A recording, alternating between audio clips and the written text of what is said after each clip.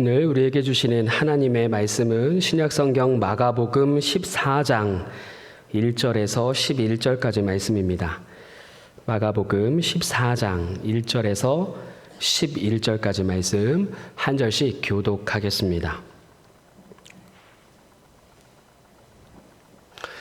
이틀이 지나면 유월절과 무교절이라 대제사장들과 서기관들이 예수를 흉계로 잡아 죽일 방도를 구하며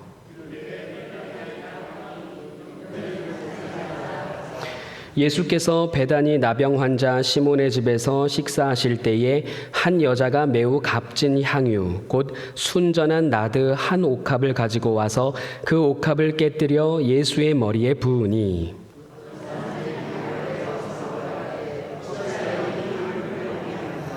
이 향유를 300데나리온 이상에 팔아 가난한 자들에게 줄 수 있었겠도다 하며 그 여자를 책망하는지라.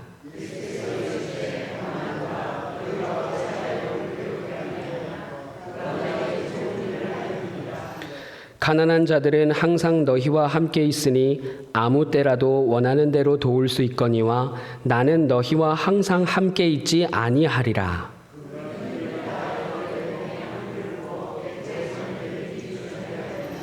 내가 진실로 너희에게 이르노니 온 천하에 어디서든지 복음이 전파되는 곳에는 이 여자가 행한 일도 말하여 그를 기억하리라 하시니라.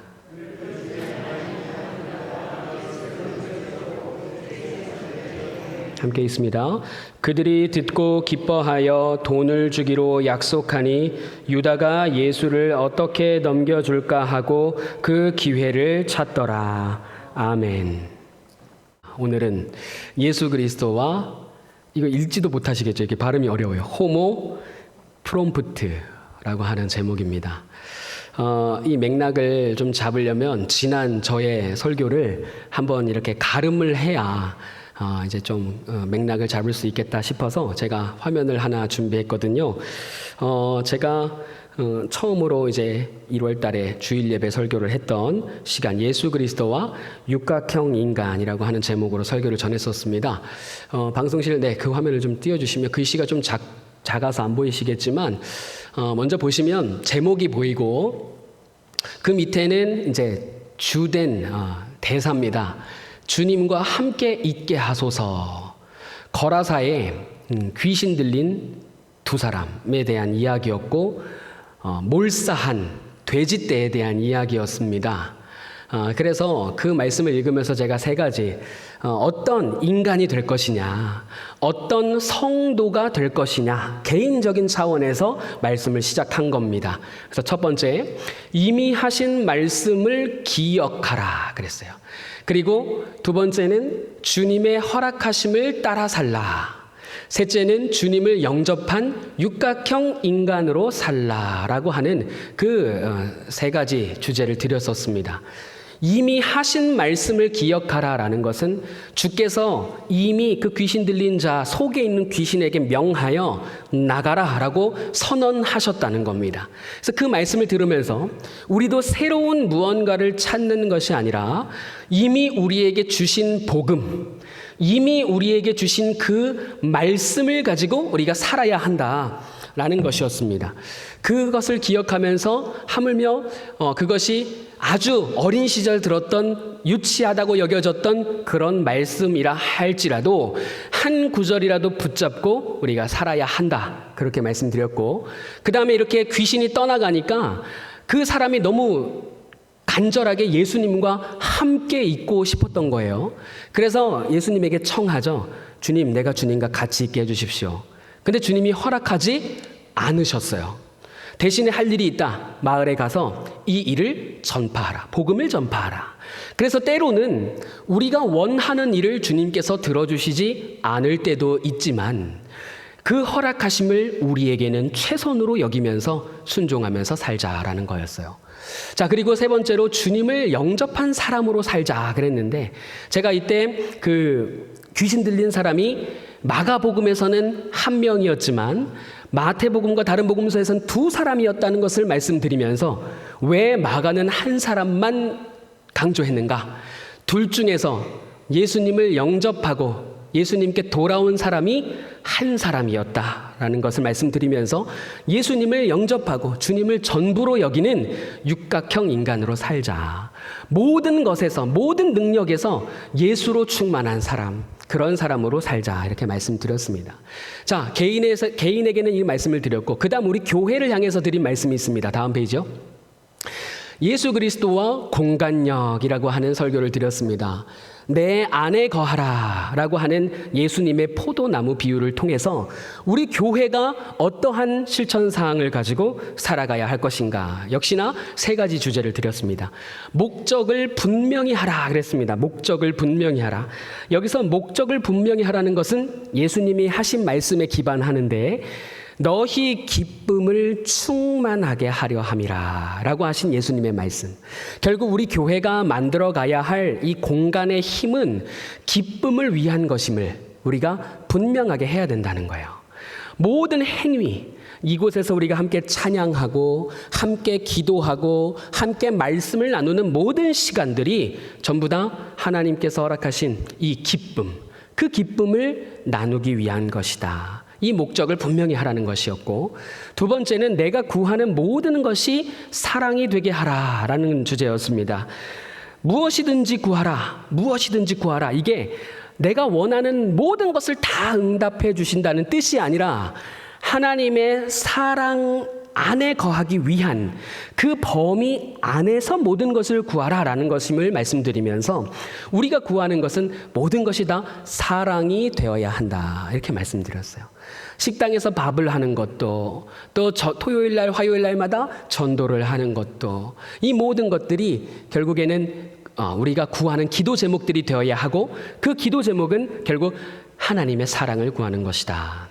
세 번째는 주님 안에 거하라. 마치 주님이 방이 있다면 우리를 사랑하시는 오로지 오매불망 여러분들만 보신다 하는 그 말씀.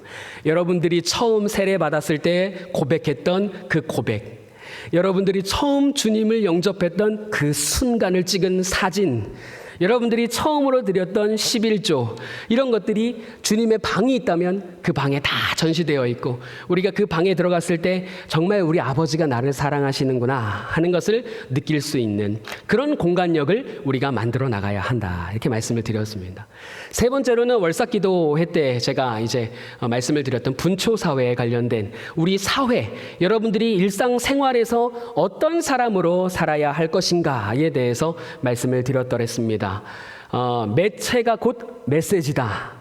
결국 우리가 하나님을 경험하려면 하나님을 만나야 하고, 복음을 전하려면 복음을 믿어야 하고, 우리가 뭔가 하나님의 사랑을 경험하려고 하면 결국 그것은 그 매체, 사랑을 경험토록 만드는 그 매체를 통해서 경험하게 된다. 곧 그 매체가 유튜브나 일상 SNS나 스마트폰이 아니라 바로 사람이다라는 말씀을 드렸습니다. 그래서 우리가 하나님을 믿어야 한다.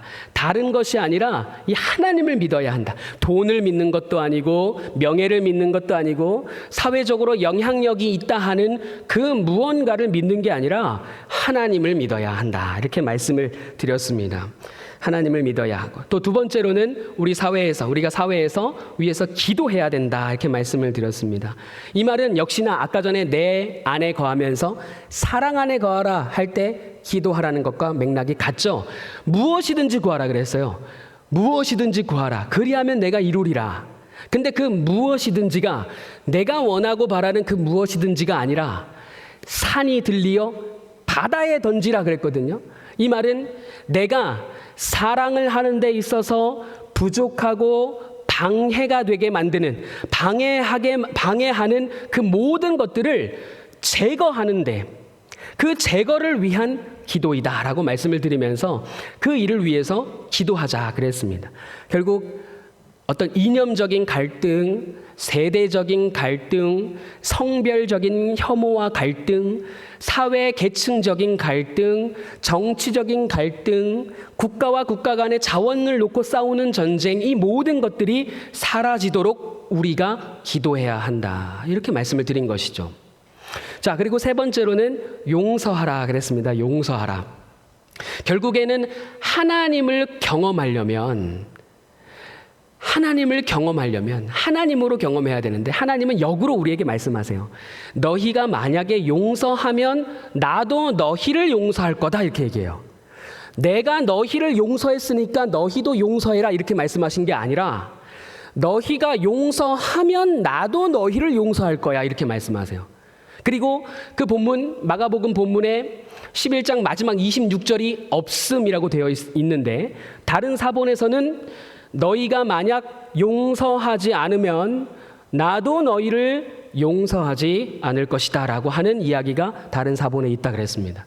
그래서 결국 용서는 용서를 통해 경험할 수 있는데 우리가 사회 속에 이런 갈등과 반목과 갈등을 치유하는 존재로서 용서하고 용서받는 존재로서 우리가 살아가야 한다 이렇게 말씀드린 것입니다. 그래서 분초 사회는 정말 바쁜 상황 속에서도 자기가 가치를 두는 일에는 시간도 쓰고 어마어마한 금액의 돈도 쓴다.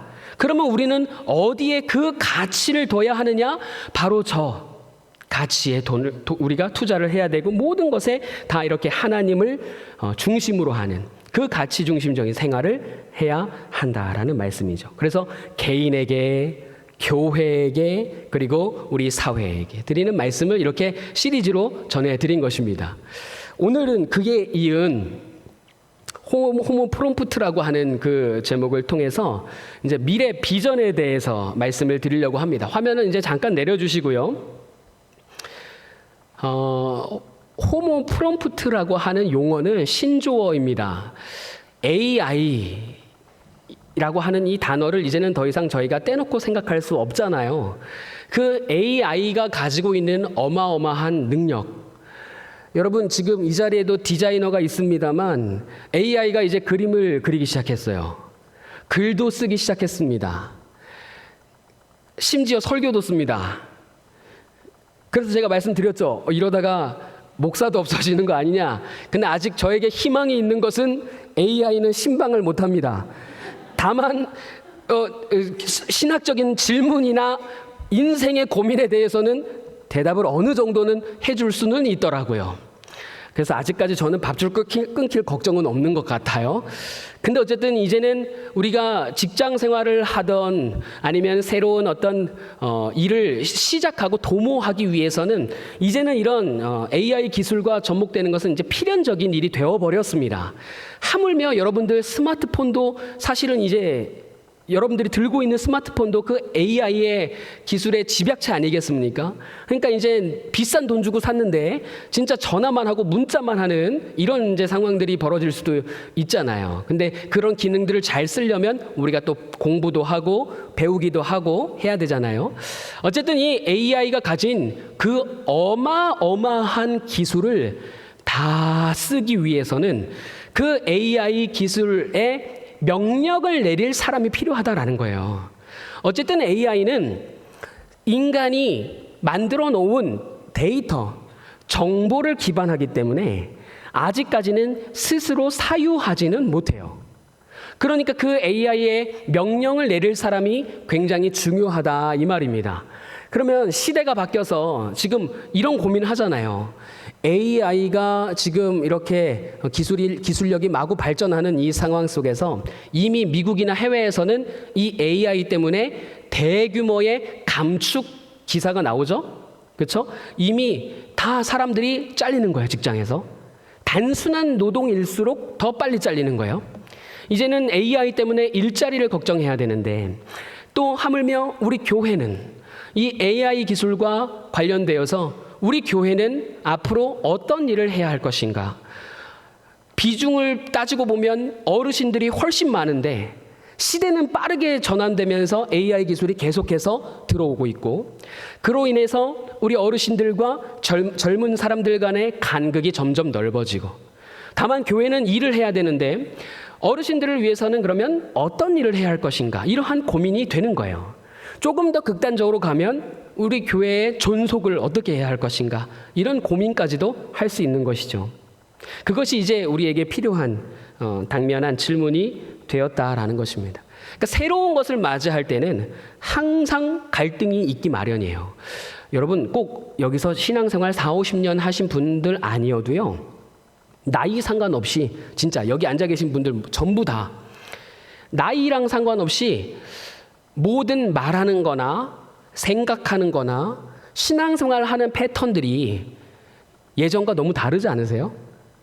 이게 여기 지금 제가 이렇게 육안으로 봤을 때 여기서 제일 어리고 젊은 분이 다 이쪽에 앉아 계시거든요. 이렇게 제일 젊은 분들에게 여쭤봐도요, 물어봐도요, 이 대답에는 끄떡끄떡해요. 여러분들과 지금 5살, 10살 차이 밑으로 차이 나는 분들과 이게 벌써 보면은 신앙생활 하는 패턴이 다르죠.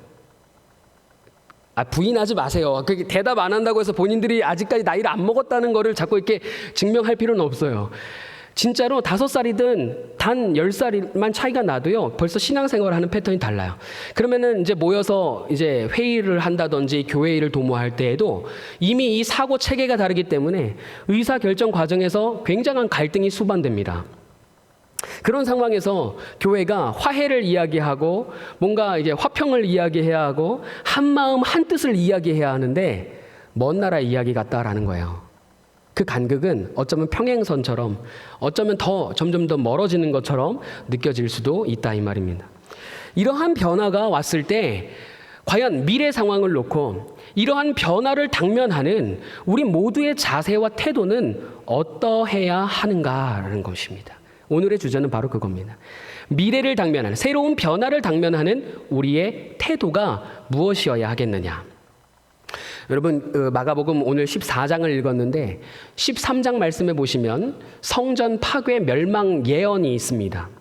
그동안 이 본문은요, 많은 사람들이 마치 아마겟돈을 보는 것과 같아요. 아마겟돈도 여러분, 이게 영화 제목에서 많이 보셨죠? 지구가 멸망하는 영화, 뭐 우주 행성이 지구에 충돌하는 영화, 뭐 이런 주제를 다룰 때 아마겟돈이라고 하는 단어를 씁니다. 무기또의 언덕이란 뜻이에요. 히브리어입니다. 아마겟돈은 사실 성경에서 나오는 개념이에요. 마지막 날의 요한계시록에서 하나님의 천군 천사들과 용 혹은 뱀으로 묘사되는 악한 사탄 마귀 권세들과의 전쟁이 있습니다. 그 전쟁을 아마겟돈이라고 불렀습니다. 그것처럼 이 마가복음 13장에 나온 본문의 상황이 굉장히 긴급해 보입니다. 그리고 너무 우주적인 전쟁처럼 보였어요. 그래서 그동안의 학자들은요, 이 마가복음 13장을 우주적인 종말로 봤습니다. 그러니까 먼 미래에 주님이 재림하시는 그때를 두고 그때의 종말을 염두에 두고 읽고 해석했다라는 것이죠. 근데 최근의 연구에 따르면 그 말씀은 이미 이 마가복음이 쓰였을 당시로부터 과거의 일을 포함하여 그리 멀지 않은 1, 2년 후의 미래를 가리킨다는 것이 밝혀졌어요. 그러니까 먼 우주적인 예수님의 재림을 염두에 두는 그런 종말론적인 미래가 아니라 당장에 예수님의 제자들도 경험할 수 있었던, 그러니까 예수님의 12제자 말고 예수님의 그 1세기 그 사도들도 경험할 수 있었던 그 날들을 염두에 둔 것이다 라는 것이 연구 결과로 많이 밝혀졌어요. 그 말이 무슨 말이냐면 성전이 지금 다 박살나고 무너졌는데 이스라엘 사람들은 뭘 중심으로 살았습니까? 평생을 성전 중심으로 살았어요. 성전이 없는 삶은 상상도 하지 못했다 이 말입니다. 근데 그 성전에 어떤 일이 일어났냐면 AD 67년에서 68년에 여러분 열심당이라고 들어보셨죠? 열심당. 굉장히 격렬한 정치적인 성향을 가진 단체였어요. 그 단체는 사람들이 무장을 하고 있었어요. 그 말은 무슨 말이냐면 이스라엘 국가의 정치적인 해방과 자유를 위해서 군사적인 쿠데타도 불사하겠다라고 하는 열심을 가진 사람들이었거든요. 그래서 예수님을 자기 편으로 자기들의 수장으로 끌어들여서 예수님이 만약에 영향력을 한번 행사해주면, 예를 들어서 죽은 사람을 한 번만 일으켜 세우면 아주 그냥 온 나라적으로 이거는 로마 다 떠나가고 전복될 수 있겠다, 이렇게 생각하는 사람들이 모인 그런 당이다 이렇게 생각하시면 돼요. 근데 이 열심당 내에서도요, 보수적인 사람들이 있고 진보적인 사람들이 있어요. 그러니까 훨씬 더 이 진보적인 성향을 가진, 정치적인 색깔을 가진 그 사람들이 예수님이 자꾸 자기의 마음대로 해주지를 않으니까 오병이어 사건에서도 우리와 함께 우리의 대장이 돼서 로마군을 무찌르고 이스라엘의 자유를 얻게 하여 주시옵소서라고 요청했는데 예수님이 하나님 나라는 그런 거 아니야 라고 단박에 그냥 끊어버리셨거든요. 그러니까 이 사람들이 자기 맘대로 안 되니까 결국에는 혁명을 일으켰어요. 반란을 일으켜서 성전을 점령하는 사건이 일어납니다. 성전을 점령하고 나서 그 안에서 무고한 사람들을 살인하는 일을 저질러요. 그 일이 마가복음 13장에 나온 가증한 사람이라고 하는 뜻입니다. 그리고 나서 마가가 그 일을 보면 뒤도 돌아보지 말고 도망치라 그래요. 진짜 뒤도 돌아보지 말고 도망쳐라. 이 일은 이 성전이 점령당하고 성전이 더럽혀진 그 일보다도 훨씬 더 안 좋은 일이 될 것이다. 그 징조를 보는 순간 모든 유대인들은 다 도망가라, 피난에 올라라, 이렇게 예언하는 그 장면이 마가복음 13장이거든요. 실제로 이 AD 67년 8년 이런 베시니아누스라고 하는 사람에 의해서 혁명이 일어난 후에 유대 이스라엘 지역에서 전면전이 일어나요. 전쟁이 일어나면서 AD 70년에 성전이 박살이 납니다. 결국에는 성전이 완전히 파괴되고 말아요.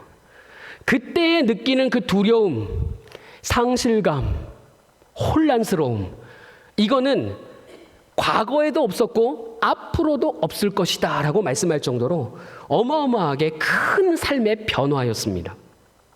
그런데 예수님께서는 그런 미래를 아시면서도 하나도 걱정 안 하시고 오히려 그 성전을 무너뜨리시고 새롭게 다시 지을 거라고 말씀하셨고, 그 다시 짓는 성전으로서 여러분들이 살기를 원하셨다, 이렇게 말씀하셨어요.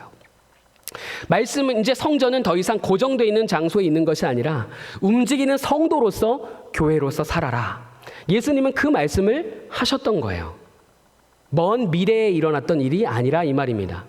그러니 이런 마치 우리가 AI를 접하는 것처럼 성전이 파괴됐다고 하는 이 어마어마한 상황을 맞닥뜨리면서 이스라엘과 예루살렘 그 교회들과 성도들과 제자들 사이에서도 수많은 그런 어려움들과 갈등들이 생겼어요. 심지어 이 당시에 많은 이단들이 생겼다 이 말입니다.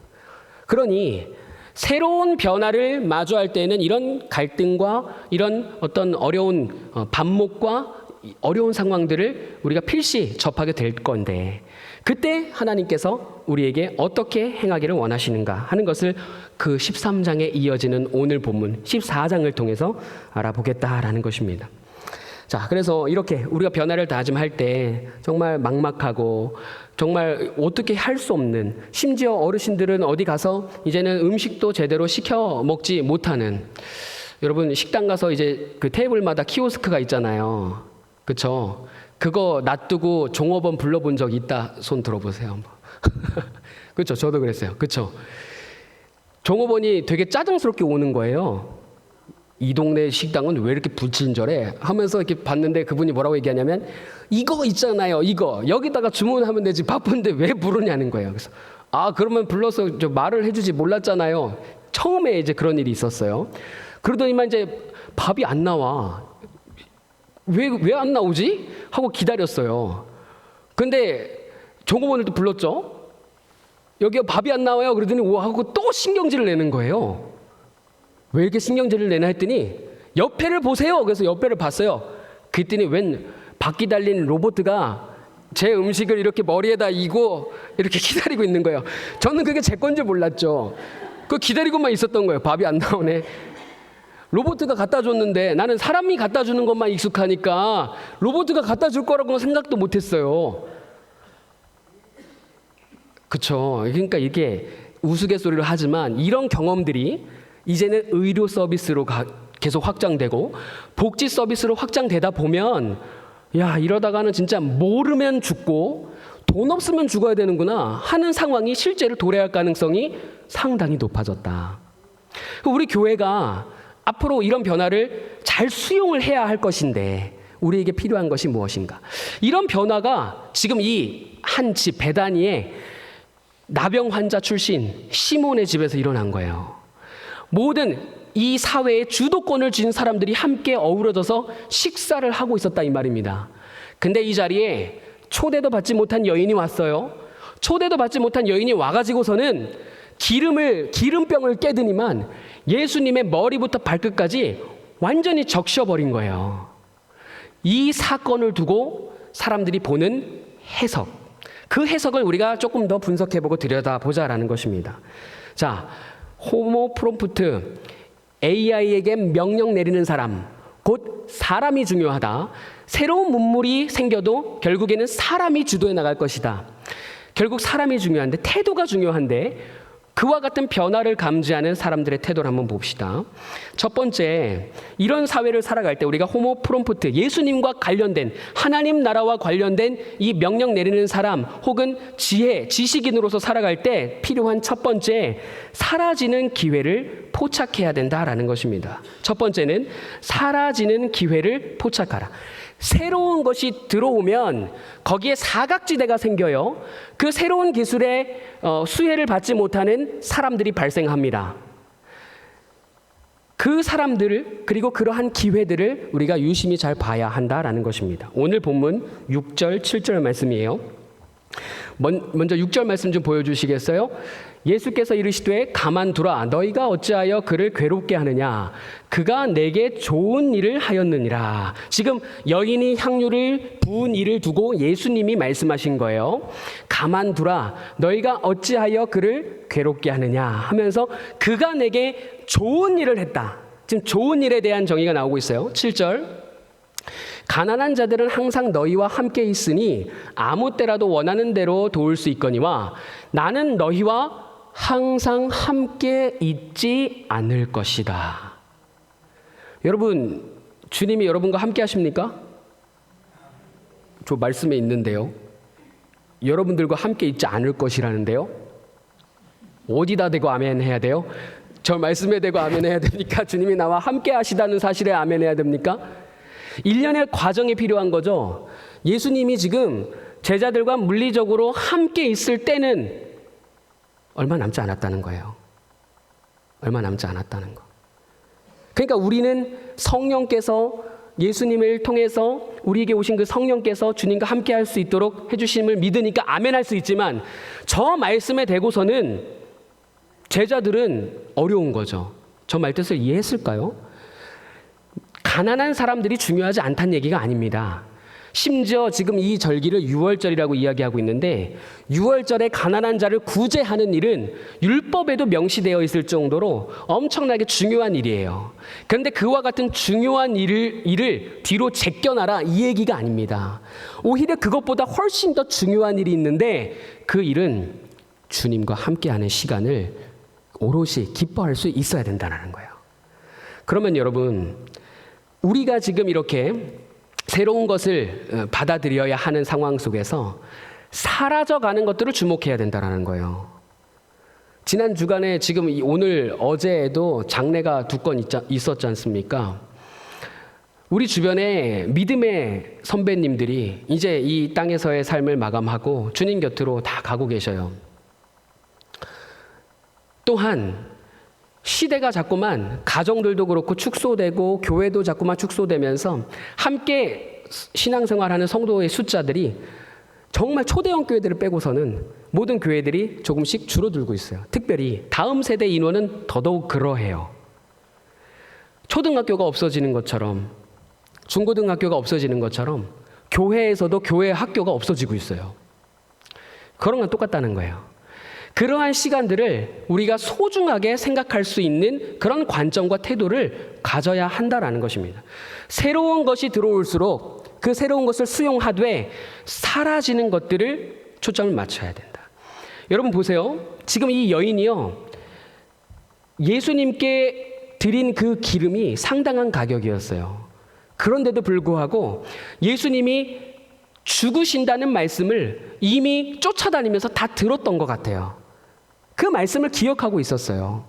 그러니까 이런 예수님이 우리와 영원히 함께하지 못한다는 사실을 아니까 그만한 가치 투여를 할 수 있었다라는 거예요. 그러므로 우리도 사라져가는 것들을, 그 사라지는 것들을 우리가 주목하면서 그와 관련된 기회들을 포착을 해야 된다라는 것입니다. 각자의 어떤 중요한 것들이 있잖아요. 바쁜 것도 있고 또 우리가 책임져야 할 일들, 만약에 우리가 이 말씀에 예를 들자면 가난한 자를 구제하는 것과 같이 우리가 책임져야 할 일들도 있는데 결국에는 주님과 함께하는 그 시간을 가장 귀하게 여겨야 한다라는 것입니다. 그래서 주님이 마치 우리와 영원히 거하지 못할 것처럼 느끼는 그 절박함, 그리고 우리 주변에서 사랑하는 이들이 점차 떠나가는 그 상실감, 이런 것들을 느끼면서도 그를 대비하여 우리의 일상이 이 사라져가는 것들을 위해서 쓰임받는 그런 삶이 되어야 한다라는 것입니다. 두 번째는요, 주님과 함께하는 시간을 위해 모든 것을 쏟아부으라라는 것입니다. 주님과 함께하는 시간을 위해, 여기가 방점이에요. 모든 것을 쏟아부으라. 잠도 깰 겸 저 한번 따라해 보시겠어요? 주님과 함께하는 시간을 위해 모든 것을 쏟아부으라. 오늘 본문 3절, 5절, 8절 말씀이에요. 3절 말씀을 좀 먼저 보여주시겠어요? 자, 이 여인이 향유 한 옥합을 깨서 했는데 이 옥합의 값어치가 어떠냐? 매우 값진 향유라고 했어요. 이거 단어도 달라요. 기름의 단어가 달라요. 엄청나게 비싼 기름이에요. 자, 5절도 보여주세요. 자, 매우 값진이었는데 지금 이 향유가 얼마 정도의 가치를 갖고 있다? 300데나리온 이상. 자, 8절 말씀 보시면요, 힘을 다하여 그랬어요. 힘을 다하여. 자, 이 세 구절에 의하면 여러분 1년 연봉이에요. 300데나리온은 한 달 월급이 아니고요, 1년 연봉이에요.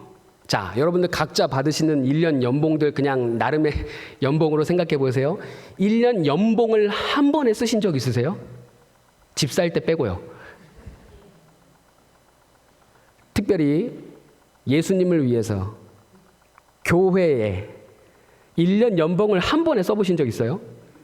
저는요, 참고로 1년에 교회를 위해서, 예수님을 위해서 1년 연봉 쓰세요라고 말하는 거 절대 아닙니다. 이거 오해하지 마세요. 그게 아니고요, 이 여인은요, 그렇게 귀한 1년 연봉을 한 번에 주님께 부었다는 거예요. 왜요?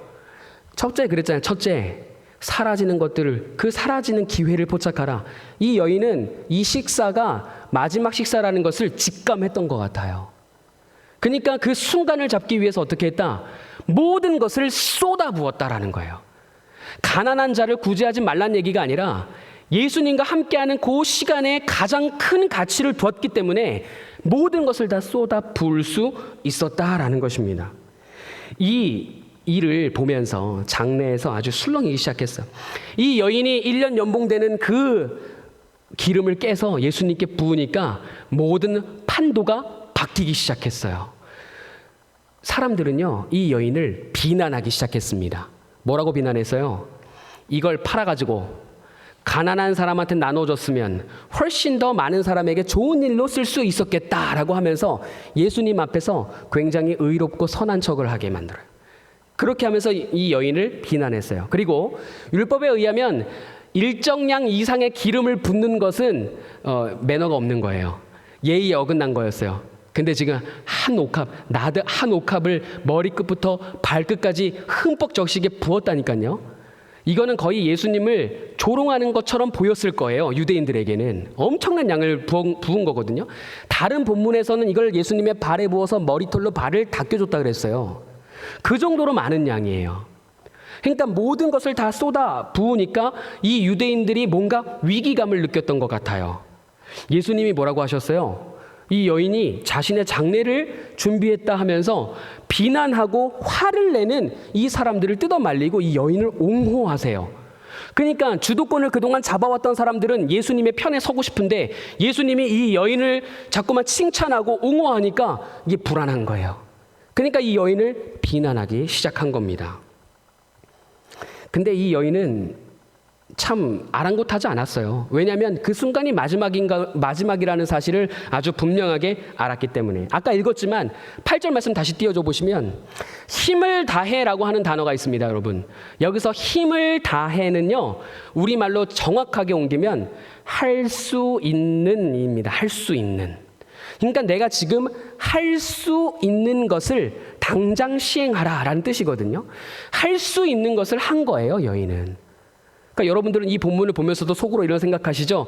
아휴, 저 여인은 저것밖에 할 게 없다는데 나도 할 수 있는 게 저렇게 저 큰 돈이나 좀 한번 벌어봤으면 좋겠다. 저것밖에 할 게 없게 막 이런 생각하실 수 있는데, 아니, 그런 의미는 아니고 여인이 할 수 있는 그 유일한 것이었는데 그것을 행했다라는 뜻이 됩니다. 할 수 있는 유일한 것을 했다라는 것이에요. 그러니까 이 여인은 이렇게 주님을 위해서 자기가 할 수 있는 모든 것을 힘을 다해, 그것도 1년 연봉이나 되는 그 액수 상관하지 않고 했다라는 거에 의미가 있다라는 것이고, 자, 그리고 세 번째로는 옳게 분별하고 평정심을 유지하라라는 것이에요. 저를 한번 따라해 보시겠어요? 옳게 분별하고 평정심을 유지하라. 4절 6절 말씀인데요, 지금 이렇게 하는 가운데 여인과 예수님은 한결같이 평온해요. 근데 주변에 있는 사람들, 유대인들과 예수님의 제자들과 그 밖에 손님으로 초청받은 사람들은 화를 내고 엄청 이렇게 감정적인 소요와 동요를 일으킵니다. 새로운 것들, 그런 것들을 마주할 때 해석을 잘해야 되는데, 그 해석을 잘하면 감정 컨트롤이 돼요. 근데 해석이 잘못되면 감정 컨트롤이 안 되는 경우가 있어요. 자, 보세요, 여러분. 거기에 지금 많은 사람들이, 식사 자리에 많은 사람들이 있었잖아요. 근데 만약에 그 향유를 부은 사람이 익명의 여인이 아니라 대제사장이었으면 분위기가 어땠을까요? 익명의 여인이 아니라 대제사장이 그 시간 예수님에게 엄청난 양의 그 고급 향유를 부었으면요, 그때는 나라의 경사가 됩니다. 뭐가 되냐면 왕의 즉위식, 그러니까 메시아의 즉위. 왕에게 기름 붓죠? 그러니까 대제사장이 만약에 기름 부었으면 박수 쳤을 거예요, 사람들이. 근데 지금 기름 부은 사람이 누구예요? 이름도 없는, 다른 복음서에서는 마리아라고 이야기합니다. 근데 오늘 본문에서 나오지 않아요. 익명의 여인이 기름을 부은 거예요. 똑같은 상황이죠. 기름 붓는 상황이 달라졌습니까? 아니면 거기에 있는 사람들이 다른 사람들로 바뀌었습니까? 그대로인데, 그 똑같은 상황인데도 불구하고 해석이 완전하게 달라지는 거예요. 여인을 얼마나 무시했으면, 여인을 자신들의 삶의 중심에 들어올 수 없는 사람으로 여겼기 때문에 그렇게 무시를 한 거예요. 기득권들이 자신의 기득권을 빼앗길까 봐 이 여인이 들어올 틈을 내어주지를 않는 거예요. 그러니까 화를 내고 지적을 하고 분노를 하고 비난을 한 거죠. 그러니 이런 새로운 상황, 성전이 지금 파괴될 것이 예언된 그 상황 속에, 혹은 성전이 점령당해 더럽혀진 상황 속에서 예수님에게 기름을 붓는 이런 새로운 세력, 예수님이 옹호하시는, 옳다 하시는 그 새로운 세력들이 출현할 때 우리는 어떻게 할 것인가? 과연 분노하고 정죄하고 화를 낼 것이냐? 아니면 그 사람이 그렇게 할 수밖에 없었던 그 이유를 다시 한번 생각해보고 성찰할 것이냐? 이것을 우리가 판단해야 된다라는 것입니다. 그래서 오늘 우리가 말씀을 읽으면서 이 세 가지를 생각을 해봤는데, 새로운 것을 맞닥뜨릴수록, 보수적인 공동체일수록 텃세가 작용해요. 여러분들 우리 교회 처음 다녔을 때 텃세 같은 거 느껴보셨습니까? 아니면 직장 이직을 했는데 텃세를 느껴보셨습니까? 진짜 쉽지 않죠. 근데 이제는 우리 교회에 그런 일이 일어날 거라 이 말이에요. 그럴 때에 우리는 과연 세력 다툼을 하면서 갈등을 일으키고 서로 비난하고 서로 옳다함을 보이면서 싸우고 정죄할 것이냐, 아니면 그것과 수용하면서 새로운 문화를 새롭게 창조해낼 것이냐. 이 세 가지를 우리가 기억을 해야 된다라는 것입니다. 자, 화면을 보여주세요. 마지막에 보고 마칠게요.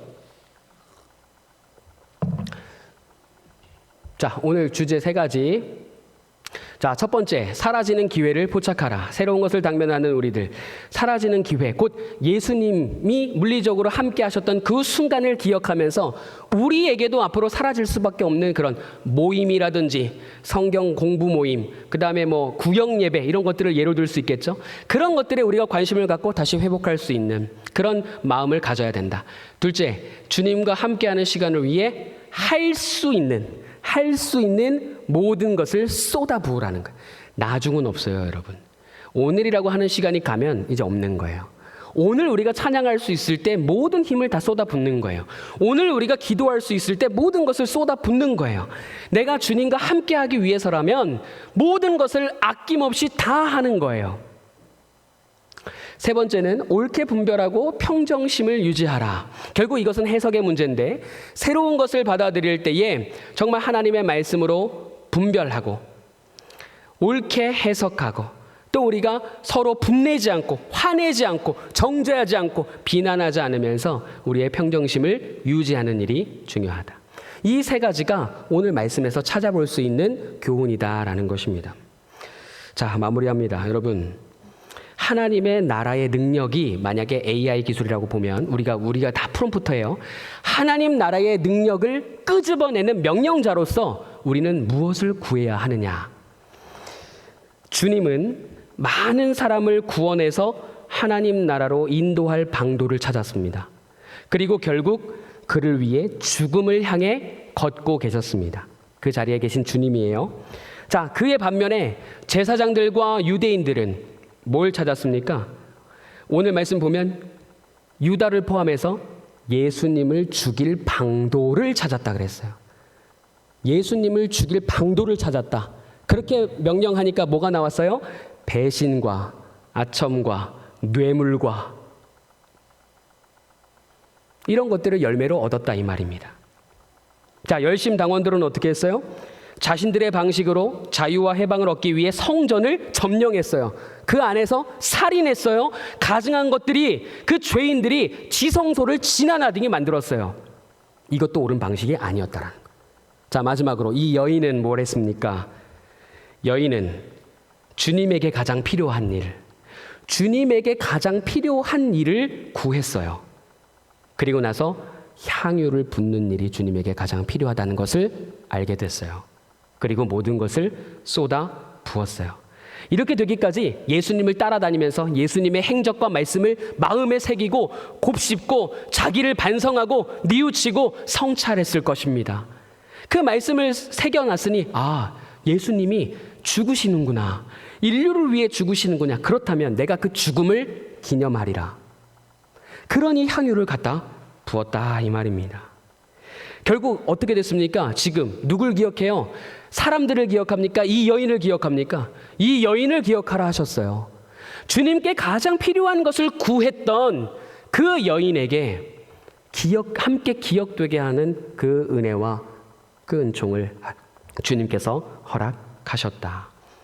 자, 무엇을 질문하고 무엇을 구하느냐, 그것이 우리에게 중요한데, 그러면 사라지는 기회, 그리고 소중한 것들을 위해 모든 것을 쏟아붓는 실천, 그리고 옳게 분별하고 평정심을 유지하는 그 노력, 이 세 가지가 우리가 새로운 것을 받아들일 때 가져야 할 태도라는 것입니다. 여러분, 이 기름 부은 여인처럼 주님께 필요한 것이 뭔지를 우리 애써서 찾읍시다. 정말 여러분, 사라져가는 것들이 뭔지 보고 사라지게 냅두지 말고 그 사라지는 것들이 혹시 가치가 있다면 다시 그것을 회복해야 하지는 않겠나 생각해 보자고요. 대표적인 게 모여서 성경 공부하고 또 함께 예배드리는 구역 예배, 이런 것들이에요.